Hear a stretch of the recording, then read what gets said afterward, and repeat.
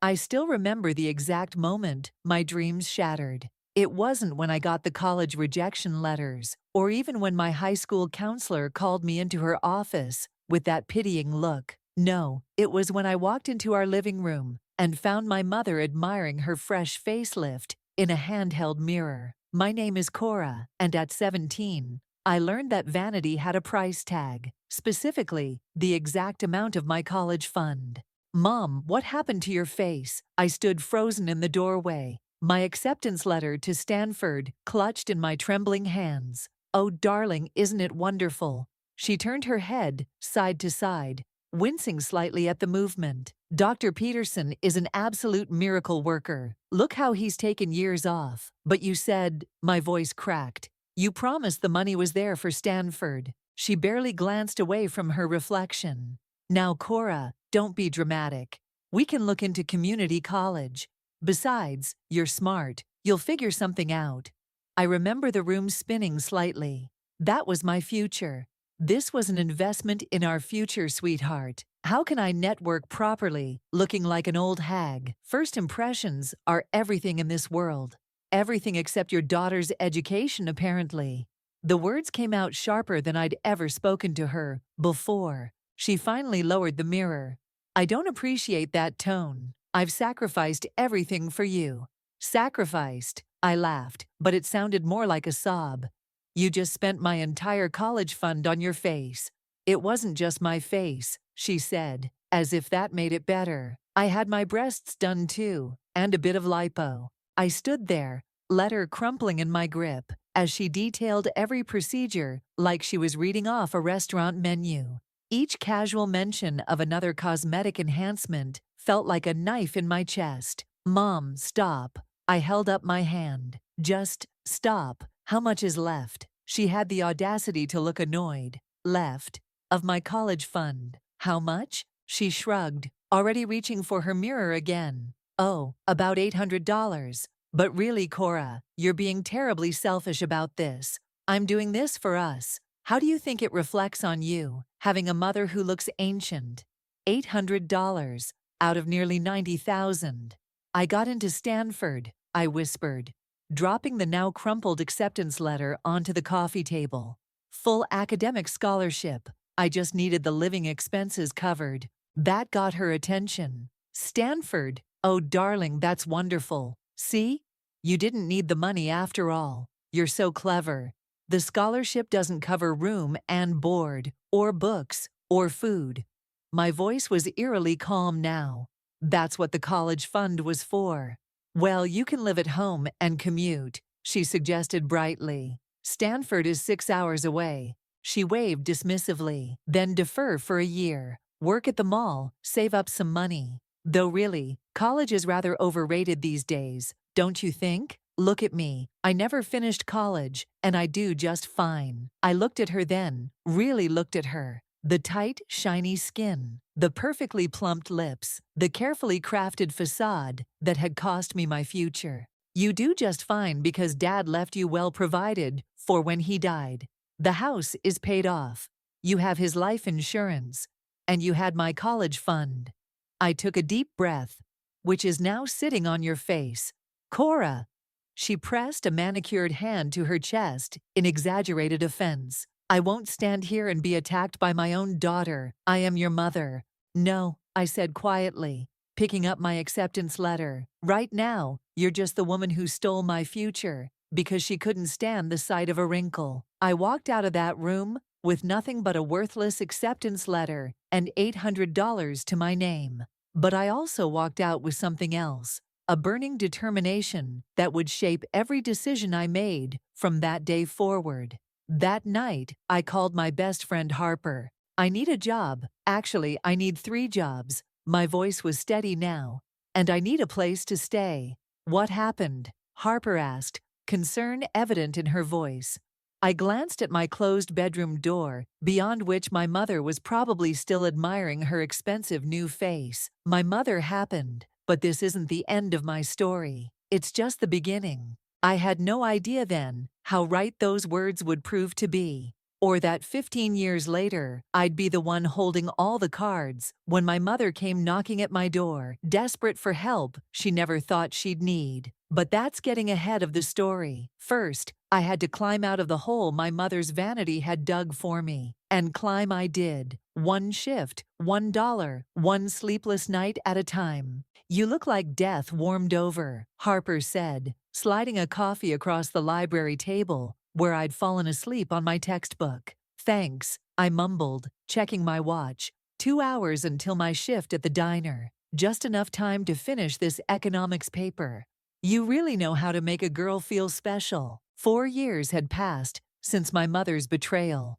I'd managed to piece together enough loans and scholarships to attend State University instead of Stanford. It wasn't my dream school, but I was making it work. Seriously, Cora, when was the last time you slept? Actually slept, not just passed out on your books. I took a long sip of coffee. Sleep is for people who don't have 3 jobs and a full course load. And a mother who still sends you monthly photos of her latest cosmetic procedures, Harper added, rolling her eyes. Got another one this morning. Apparently she's trying some new experimental treatment, something about stem cells from sheep placentas. Harper made a gagging sound. Please tell me you're joking. I wish. She asked if I could loan her some money for it. I laughed, but it was hollow. The irony is almost poetic. What did you say? Nothing. I blocked her number. Again. I turned back to my textbook. But Harper wasn't done. Hey, did you see the notice about the business plan competition? First prize is $50,000. I looked up sharply. What? Yeah, some alumni association thing. You have to present a viable business plan to a panel of investors. She pulled out a crumpled flyer from her bag. Deadlines in 2 months. I grabbed the flyer, scanning it quickly. Harper, this could be everything. I knew you'd be interested. You're the only person I know who reads business journals for fun. The next 2 months became a blur of coffee, all-nighters, and endless research. Between shifts at the diner, the bookstore, and the late-night cleaning service, I worked on my business plan. The idea had been brewing in my mind for years. A luxury retirement community that actually felt like home, not a sterile institution. The night before the competition, I was practicing my presentation in an empty classroom when Professor Davis walked in. Burning the midnight oil, Cora? Just running through it one more time, I said, gathering my papers. He sat down, folding his hands. You know, in 20 years of teaching, I've never seen a student work as hard as you do. I can't afford not to. Your mother still hasn't. He trailed off, aware of my story, like most of the business faculty. Last I heard, she was investigating sheep placenta facials, so no, still no help there. He chuckled, then grew serious. You're going to win tomorrow. You can't know that. Actually, I can. Because you're not just presenting a business plan, you're presenting your life's purpose. That kind of passion is impossible to fake. The next day, standing before the panel of investors, I thought about his words. I thought about every double shift, every missed party, every moment I'd chosen work over sleep. I thought about my mother's face, eternally frozen in artificial youth, and the future she'd stolen from me. Then I opened my mouth and gave the presentation of my life. 2 hours later, my phone rang. It was Harper. You won, she screamed before I could even say hello. You actually won. I sat down hard on the nearest bench, my legs suddenly weak. I won. $50,000, Cora.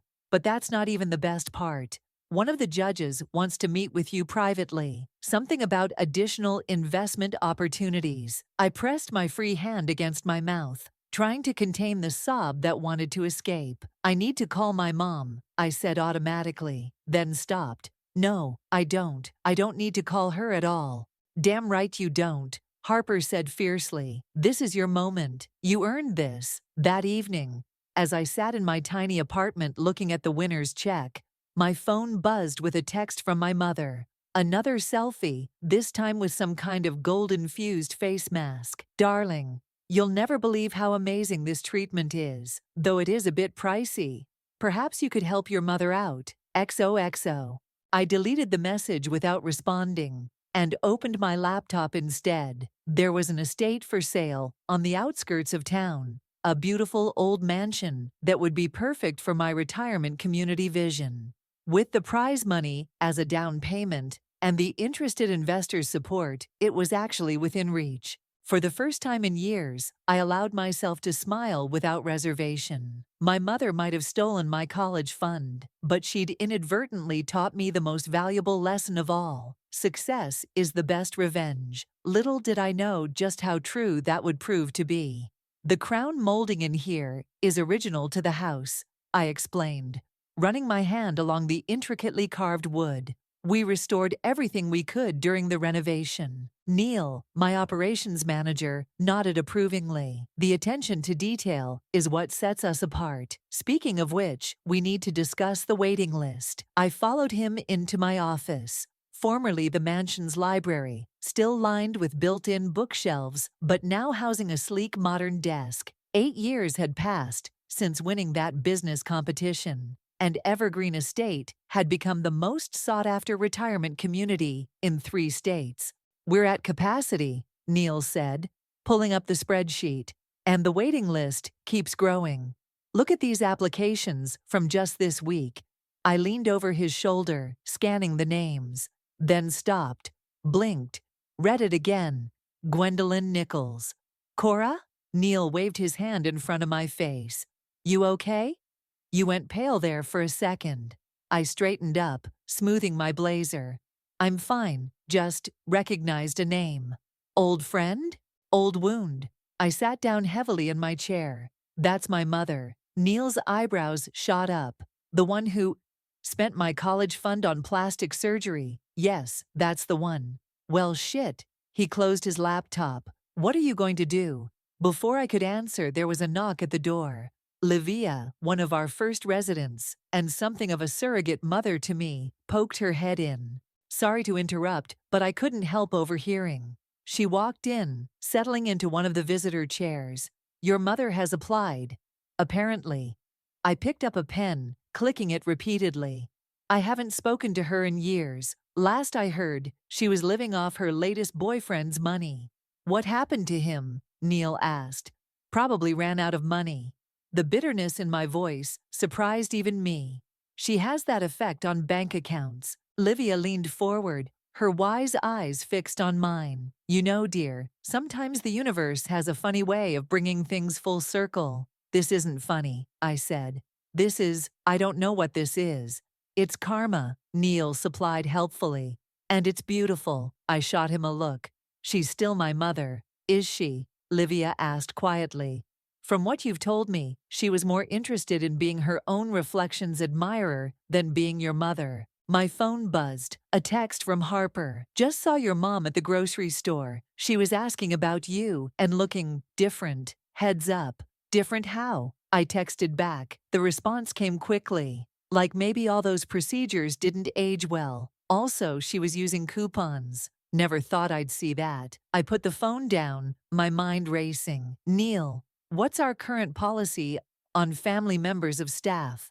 "Technically, they get priority consideration." He paused. "But you're not staff, Cora. You're the owner. Different rules could apply." "We can't discriminate based on personal history," I said, more to myself than to them. "That's not who we are. That's not who I am." Livia stood up, patting my hand. "Sometimes the hardest test of character is what we do with power over those who once had power over us." After they left, I pulled up my mother's application. The financial section was sparse, concerning for a luxury facility like ours. Her medical history was extensive, mostly cosmetic procedures, but it was the personal statement that caught my eye. "I need somewhere safe to age gracefully." I almost laughed out loud. Gracefully. My mother had fought aging like it was her mortal enemy, throwing everything, including my future, into the battle. And now, my office door opened again, and Sarah from reception hurried in. "Ms. Nichols, there's someone here to see you. She doesn't have an appointment, but she's very insistent." My heart stopped. "What's her name?" "Gwendolyn." She says she's your mother. I finished, standing up. I know. Through the office window, I could see her standing in the lobby. Gone were the designer clothes, replaced by off-the-rack basics. Her face, once pulled tight as a drum, now showed the aftermath of too many procedures. Uneven texture, visible scarring, features that had settled strangely. She hadn't seen me yet. I could have security escort her out. I could pretend I wasn't here. I could send her in, I heard myself say. As Sarah left, I straightened my desk, squared my shoulders, and prepared to face the woman who had sacrificed my future for her vanity. Now here she was, seeking shelter in the very success she'd tried to prevent. The universe does have a funny way of bringing things full circle. And I was about to close that circle, one way or another. My mother's heels clicked against the hardwood floor as she entered my office. The sound was familiar. She'd always worn expensive shoes. But these weren't Louboutins anymore. They were scuffed department store pumps. "I'm here about my application," she announced without preamble, then stopped short. Her eyes widened as recognition set in. "Cora." "Hello, Mother." I gestured to the chair across from my desk. "Please, sit." She remained standing, looking around my office with undisguised shock. You own this place?" "I do." I kept my voice neutral. "Built it from the ground up. No trust funds required." She flinched at that, but quickly recovered. "Well, isn't this wonderful? My clever girl, so successful." She finally sat, smoothing her skirt with trembling hands. "Though you might have told me, I've been trying to reach you for years." "Have you? I must have missed those calls between all the requests for money and selfies of your latest procedures. Now, darling, there's no need to be hostile." She attempted her old winning smile, but her partially paralyzed features made it look more like a grimace. "Water under the bridge, surely." Before I could respond, Livia appeared in the doorway. "Oh, I'm sorry. I didn't realize you had company." But her eyes said she knew exactly what she was walking into. "Not at all," I said. "Mother, this is Livia, one of our resident advisors. Livia, this is my mother, Gwendolyn." "Charmed," my mother said automatically, then turned back to me. "Darling, could we speak privately? Anything you need to say, you can say in front of Livia." I smiled at the older woman. She's been more of a mother to me these past few years than I caught myself. "Please, stay." Livia settled into the other chair, and my mother's face tightened. "Very well, I'll be direct. I need to move in here. Our waiting list is quite long," I said, pulling up her application. "And there are financial considerations. But surely you can make an exception for family." Her voice took on a wheedling tone I remembered all too well. "After all, I am your mother." "Are you?" The words slipped out before I could stop them. "Because mothers typically don't steal their children's futures for cosmetic surgery." "That again?" She sighed dramatically. "I made an investment." "In what?" I stood up, anger finally breaking through my professional facade. "In procedures that left your face looking like a road map. In treatments that destroyed your skin. In surgeries that ate through not just my college fund, but apparently everything else you had." "You don't understand," she whispered, her carefully constructed composure cracking. "I had to maintain appearances. I had to stay young. And now," she gestured helplessly at her face, "now I have nothing left." Livia cleared her throat softly. "Sometimes our choices have consequences we don't expect." My mother shot her a venomous look. "This is a family matter." "Family," I laughed. "You want to talk about family now? Where was this concern for family when I was working 3 jobs to put myself through college? When I was sleeping on Harper's couch because I couldn't afford rent? For once, she seemed at a loss for words. "Do you know what I did with my graduation money?" I continued, unable to stop now. "I bought a business suit. One single suit that I wore to every interview, every presentation, every meeting until it was threadbare. Because that's what investment actually looks like." "Cora," Livia said gently. "Perhaps—" "No, she needs to hear this." I turned back to my mother. "You taught me exactly what kind of person not to be." every success I've had, every achievement, every step forward. It was in spite of you, not because of you. My mother's face crumpled, real tears tracking through her heavy makeup. I know, she whispered. I know I failed you, but I have nowhere else to go.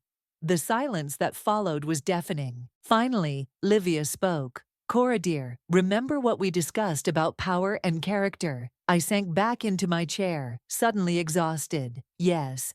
Then perhaps it's time to show what true grace looks like. I looked at my mother, really looked at her. The botched procedures, the desperate attempts to cling to youth, the fear in her eyes. She was facing her worst nightmare, aging without money, without options, without the artificial shields she'd hidden behind for so long. We'll review your application, I said finally. Like everyone else's, no special treatment, no exceptions. If you qualify, you'll be added to the waiting list. But that's my offer. I stood up. Take it or leave it. She gathered her knockoff handbag, standing shakily. I'll take it. And Cora, she paused at the door. I'm sorry for everything. After she left, Livia touched my arm. Are you all right? No, I admitted, but I will be. What I didn't say was that my mother's application would never make it past the financial review. And somehow, I suspected she knew that too. She's been sitting in her car for 2 hours, Neil reported,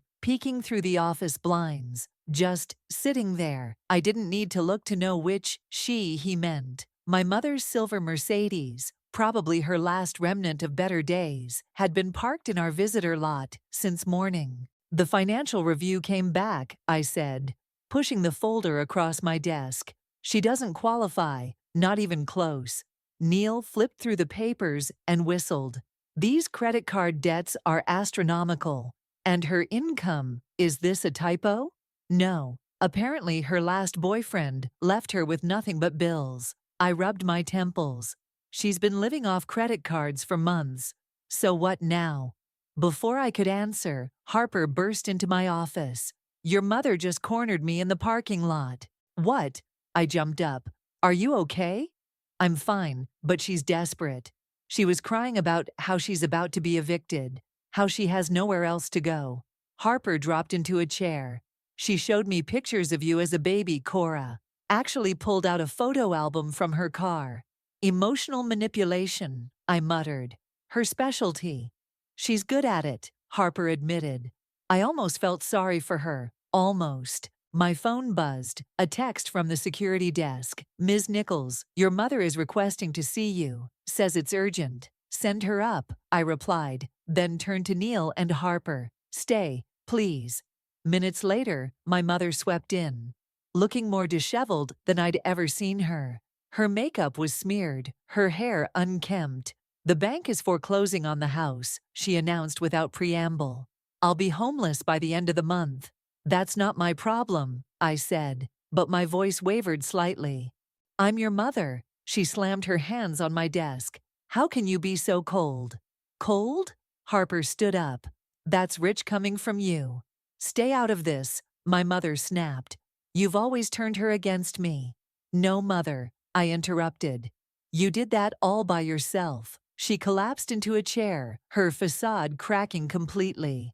I know I made mistakes, terrible mistakes, but I didn't know any better. I was raised to believe that a woman's appearance was everything. And my education was nothing. I was wrong, she shouted, then seemed to deflate. I was wrong, and I've paid for it. Every procedure, every treatment, they all failed. Look at me now, she gestured at her face. I'm a cautionary tale. Neil cleared his throat. Ms. Gwendolyn, with your financial situation, I can pay, she interrupted quickly. I have resources. More credit cards? I asked sharply. No, She reached into her bag and pulled out a familiar jewelry box. Your grandmother's pearls. They're worth. Stop. I held up my hand. Those pearls were supposed to be mine on my wedding day. Another thing you sold? No. She clutched the box. I kept these. They're all I have left. Please, Cora, take them as payment. The room fell silent. I looked at the box, remembering how I used to admire those pearls as a child.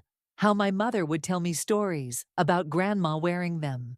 You really don't get it, do you? I said quietly. This isn't about money. It's about trust, about choices, about family. Then what do you want from me? Her voice cracked. What can I do to fix this? Nothing, I said, standing up. Because you're still trying to buy your way out instead of actually changing. She opened the jewelry box, hands shaking. These pearls are real, Cora. They're worth at least 6 months' stay. Get out. What? Get out of my office. Get out of my building. I pressed the security button on my desk. And take the pearls with you. Sell them. Rent an apartment. Figure it out, like I had to. Security appeared at the door. My mother looked at them, then back at me, realization finally dawning in her eyes. You really won't help me? I am helping you, I said. I'm teaching you what you taught me, that actions have consequences. As security escorted her out, she turned back one last time. I'll be back, you'll see. I'll find a way to pay. After she left, Harper hugged me tightly. You okay? No, I admitted. But I did the right thing, didn't I? Neil nodded. You did. But what? But she will be back, he said. And next time, she might have the money.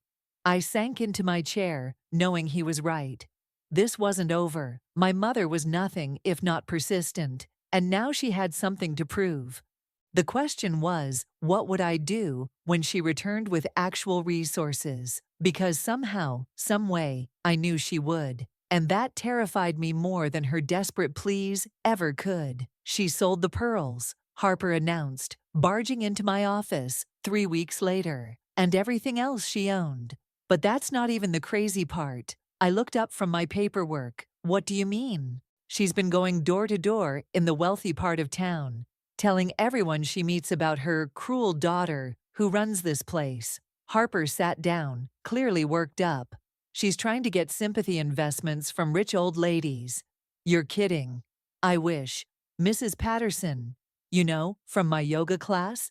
She said your mother showed up at her bridge club in tears, talking about how she raised you single-handedly and sacrificed everything for your education. I laughed bitterly.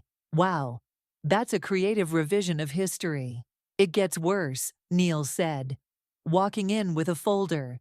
She's hired a lawyer. What? He handed me the folder. Ezra from legal wants to meet with you ASAP. Apparently, your mother is claiming she has a right to residency based on some family trust documentation. My hands shook as I opened the folder. Inside was a copy of my father's will, portions highlighted in yellow. This is impossible, I muttered, scanning the document. I've read Dad's will 100 times. There was nothing about. There's more, Neil interrupted. Turn to page 3. I flipped the pages and froze. There, in black and white, was a clause I'd never seen before. And provision shall be made for the care and housing of my wife in her advanced years. This isn't real, I said. This has to be forged. That's what we need to figure out, Ezra said, appearing in my doorway. Do you have time to talk? The next hour was a blur of legal terms and historical documents. Ezra spread papers across my desk as he explained. The problem is, this clause seems legitimate, he said, pointing to various signatures and stamps. Your father apparently added it just before he died. But why didn't I know about it? Because it was in a separate codicil that wasn't executed with the main will. Your mother just found it. He made air quotes around the word found. Convenient timing, Harper muttered. Very, Ezra agreed. But here's the thing. If this holds up in court, you could be legally obligated to provide housing for her. In my private business, I stood up, pacing. That's ridiculous. Not according to this document, and given that this facility sits on what was originally your family property. A knock at the door interrupted us. Livia stood there, looking concerned. Sorry to interrupt, but there's something you need to see. She held up her tablet. Your mother just went live on social media. We gathered around the screen. There was my mother, sitting in what looked like a cheap motel room, tears streaming down her face. And now my own daughter, my only child, refuses to honor her father's wishes. She sobbed into the camera. After everything I sacrificed, after raising her alone, I clicked the tablet off. Enough. She's getting traction, Harper said, checking her phone. The video's already being shared in local community groups. This could damage our reputation, Neil warned. We're known for being family-oriented. What do you want to do? Ezra asked. We can fight the document's validity, but that could get messy and public. I sat back down, my mind racing. What if we let her in? What? Harper exclaimed. After everything she's done. No, listen. I leaned forward. We let her in, but on our terms. With conditions. Ezra, could we draw up a contract? He nodded slowly, understanding dawning. Yes, we could make it very specific, including behavioral clauses, financial responsibilities, and full transparency about her past claims and social media posts, I added. If she wants in, she has to come clean publicly. That's actually brilliant, Neil said. She either backs down and shows her true colors, or she agrees and has to live under our rules, I finished. Either way, we win. Livia, who had been quiet until now, spoke up. Are you sure you're ready to have her here, to see her every day? No, I admitted, but I'm ready to stop running from this, and maybe, I paused, remembering something my father once said about facing your fears. Maybe it's time to show her what real family values look like. Ezra pulled out his laptop. I'll start drafting the contract. This needs to be airtight. As everyone dispersed to their tasks, Harper hung back. You know she's going to try to manipulate this somehow, right? Of course she will, I said, picking up my father's will. But this time, I'm ready for her. What I didn't say was that I was counting on it, because sometimes the best way to deal with manipulation is to turn it back on itself. And I had learned from the best, after all. The contract sat between us like a loaded gun. My mother stared at it, her recently manicured nails tapping against the mahogany conference table. 30 pages. She flipped through it again. This is ridiculous, Cora. I'm your mother, not a criminal. Think of it as a terms of residence agreement, I said smoothly. All our residents sign contracts, not 30-page contracts with behavioral clauses, she snapped. I saw that part about social media restrictions. Ezra, sitting beside me, cleared his throat. Those clauses are non-negotiable. You'll need to remove all previous posts about Evergreen Estate and make a public retraction. A retraction? She looked horrified. But everything I said was true. Was it? I pulled out a folder. Let's fact-check, shall we? You claimed you raised me single-handedly after Dad died, but you forgot to mention the full-time nanny. That's not. You said you sacrificed everything for my education. I continued, pulling out another document. Here's the receipt for your first facelift, paid for with my college fund. Cora, please. And most recently, I laid down a printout of her social media post. You claimed Dad wanted you to have a place here. Convenient how that codicil appeared, right when you needed it. She shifted uncomfortably. I found it in some old papers. Did you? I leaned forward, because Dad's lawyer had an interesting story about a visit you paid him last month, asking about missing documents. Her face went pale. You spoke to Marcus? He was very helpful, Ezra interjected, especially about the proper storage of original documents and how to spot forgeries. The room went silent. My mother's hands trembled as she reached for her water glass. What do you want from me? She whispered. The truth, I said simply. For once in your life, just tell the truth. She looked down at her hands, then out the window, at the beautiful grounds she so desperately wanted to call home. Finally, she looked at me. I forged the codicil, she admitted. Your father never made any provisions for me because he knew about the college fund. She swallowed hard. He knew what I was planning to do with it. And he changed his will to protect you from me. A tear slid down her cheek. I was so angry when I found out. That's why I took the money as soon as he died, before the new will could take effect. I sat back, The confirmation of what I'd long suspected hitting harder than I'd expected. The social media campaign, Ezra prompted, was designed to pressure Cora. She dabbed at her eyes. I thought if I could damage the facility's reputation, you'd force my hand. I finished. Like you always do. Yes. She looked up. I'm very good at getting what I want. Not anymore. I pushed the contract toward her.